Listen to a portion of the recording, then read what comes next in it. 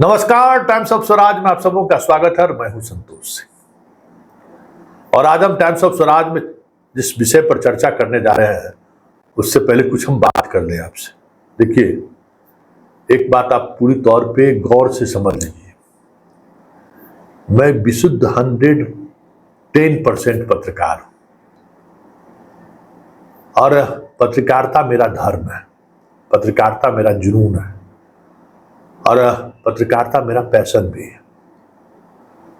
और 25 वर्षों से कई ऐसे मौके आए हैं जब मुझे इस बात को लेकर मजबूर किया जाता है कि आप अपनी खबर से पीछे हटिए, लेकिन अभी तक ऐसी नौबत नहीं आई है। बड़े बड़े इश्यूज पर भी हमने खबर की है और ये अलग बात है कि मैं खबर करने से पहले तमाम बिंदुओं पर जरूर गौर करता हूं कि कहीं मैं खुद रॉन्ग बॉक्स में तो नहीं हूं। कल हमने जो खबर चलाई थी, ढेर सारी शिक्षकों की प्रतिक्रिया आई है। हम आपके सब्सक्राइबर हैं, हम आप सब्सक्राइबर से हट रहे हैं, हम तमाम मित्रों को कह रहे हैं कि हट जाइए। बहुत सारी चीजें कही गई, दलाल उलाल सब क्या क्या पता नहीं किस किस भाषा का इस्तेमाल किया है। तो जिस दिन मस्टरवा कहते थे ना, उस दिन तक तुम लोगों से डरते नहीं थे। क्या है ना, मस्टरवा का तेरी हैसियत क्या है वो हम जानते हैं, एक पाठक को बात बताए हुए। लेकिन इस इशूज में जो सही बात है उस समय में हमेशा हम तुम्हारे साथ खड़े रहे। जो लोग गाली की भाषा का इस्तेमाल किए उसके लिए हम बात कर रहे हैं। तो सब्सक्राइब रहो या नहीं रहो, चले जाओ छोड़ दो, उससे मुझे कोई फर्क नहीं पड़ने वाला है। लेकिन एक बात को लेकर दुख है कि स्टोरी सिर्फ देख, एक बार आगे कि संतोष जी कुछ बोले हैं, शायद आप सुनते नहीं हैं, उसको मनन नहीं करते कि हम कह क्या रहे हैं। कल जो मैंने खबर चलाई थी वो ये खबर था कि मुख्यमंत्री ने फिर इनको क्लीन चिट दे दिया और मुख्यमंत्री के सामने इन्होंने जो तर्क रखा है वो तर्क ये है कि पहले 6 बजे से स्कूल पहले भी चलता था वगैरह वगैरह। आपके पास कोई साक्ष्य हो, कुछ हो तो आप भी दीजिए, तो उसके बाद हम लोग काउंटर करेंगे। इस बात को लेकर लोग अलग अलग तरीके का मीनिंग लगाने लगे। खैर, अब उस मसलों पर हम बात नहीं कर रहे हैं, अब हम टू द पॉइंट पर आ रहे हैं। और पिछले 6 महीने से हम आपकी वकालत भी कर रहे हैं, आपके लिए लड़ भी रहे हैं और आपकी आवाज भी बुलंद कर रहे हैं। लेकिन चीजों को समझिए, आपकी हैसियत क्या है जरा ये भी समझ लीजिए। और आपको हैसियत पर लाने के लिए ही के पाठक को आपके विभाग का अपर मुख्य सचिव बनाया गया था, ये भी समझ लीजिए। देखिए, नीतीश कुमार अपने शासन काल में आप 5 लाख शिक्षक आज हुए ना। बिहार का जो सबसे मजबूत एसोसिएशन था, बिहार पुलिस मेंस एसोसिएशन, सिपाही लोगों का एसोसिएशन था, उसका बहुत बड़ा नेता थे जितेंद्र नारायण सिंह। वो दौर था कि जब वो पुलिस मुख्यालय पहुंचते थे तो डीजीपी के चैम्बर में जाने के लिए उनको अनुमति लेना नहीं पड़ता था। उसके साथ हमेशा 50 पुलिसकर्मी खड़े रहते थे। मतलब एक अलग जलवा रहता था। जिस एसपी के चैम्बर में घुस गया वो एसपी थोड़ी देर के लिए सहम जाता था। पूरे प्रदेश में बिहार पुलिस मेंस एसोसिएशन का एक अपना अलग जलवा हुआ करता था। एसपी भी उससे टकराने से बचते थे और हर जिले में 30, 40, 50 ऐसे एसोसिएशन से जुड़े हुए लोग रहते थे जो कभी वर्दी नहीं पहनते थे और अपने आप को नेता मानते थे। पहली बार अभियानंद ने इस एसोसिएशन को ऐसा ध्वस्त किया कि अभी तक होश नहीं हुआ है। कल हाईकोर्ट का एक फैसला आया है, जो एसोसिएशन का एक अध्यक्ष था लखीसराय को, उसका सेवा से बर्खास्त कर दिए थे, अभी बहाल किया। एक एक एसोसिएशन के पदाधिकारी को सरकार ने बर्खास्त कर दिया, वर्दी पहनने पर मजबूर पर कर दिया और ड्यूटी करने पर मजबूर कर दिया, जबकि लोग गुंडागर्दी चलती थी। एसोसिएशन के नाम पर एक अलग तरीके का चीज चलता था और उसको सरकार उस समय में भी अभियानंद जैसा मजबूत डीजीपी मिला और उसके माध्यम से उन्होंने पूरी एसोसिएशन को ध्वस्त कर दिया। अभी तक होश नहीं हुआ है। दूसरा एसोसिएशन है बिहार पुलिस एसोसिएशन, इसके अध्यक्ष मृत्युंजय कुमार सिंह अभी भी हैं। सरकार ने नजरें टेढ़ी की ना, तो एक महज बयान को लेकर कोरोना के समय में पुलिस पदाधिकारियों का पर डीजीपी का जो है सो संवेदनशील नहीं है, इस तरीके का कोई बयान उन्होंने मीडिया में दिया। 2 बरस तक वो व्यक्ति सस्पेंड रहा है।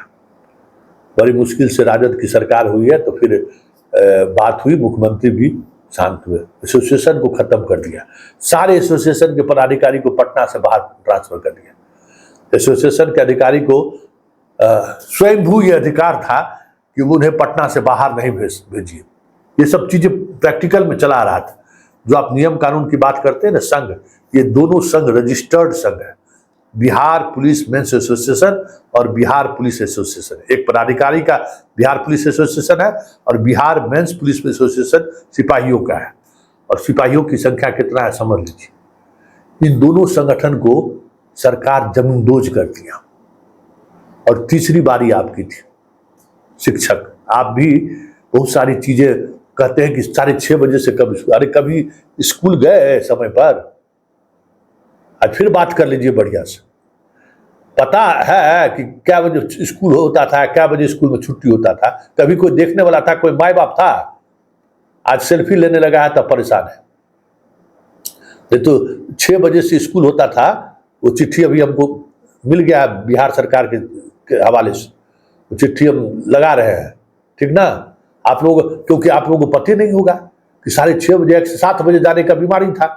कोई शिक्षक जाते थे 6:30 बजे। आज अगर पाठक 6:30 बजे कर दे फिर भी वही समस्या रहेगी, क्योंकि स्कूल जाना है। पहले स्कूल जाना नहीं था, कोई देखने वाला नहीं था। 6:30 बजे है तो 7 बजे भी पहुंचे तो कोई देखने वाला नहीं है। आज फोटो खिंचा रहा है तो आपको पकड़े जा रहे हैं। तो सरकार की मंशा थी कि आपके जो शिक्षा विभाग के जो एसोसिएशन है उसको तो पहले ध्वस्त कर दो। एसोसिएशन तो ध्वस्त हो ही गया। शिक्षकों का मनोबल ऐसा तोड़ो कि दशकों तक उसे नजर उठा कर देखने का साहस नहीं करे। तो के पाठक जैसे पदाधिकारियों को सरकार ने चुना और के पाठक ने आपको आपकी हैसियत जता दी। चू भर जो है आवाज निकलता है, कोई चू भर, चू शब्द बोल रहे हैं। अभी सुबह 6 बजे कहता, सुबह 6 बजे पहुंच रहे हैं, चाहे दुर्घटना हो जाए या कुछ भी हो, पहुंच रहे हैं ना जी। ट्रेनिंग में भेजना है तो जा रहे हो ना, चाहे इलेक्शन के बीच में वहां से लिख के देना पड़ता है, हमारा प्रशिक्षण है तो लिख के दे दो, प्रशिक्षण जाओ प्रशिक्षण करो। कहीं कुछ चल रहा है, जो पाठक चाह रहा है वो हो रहा है ना, आप मान रहे हो?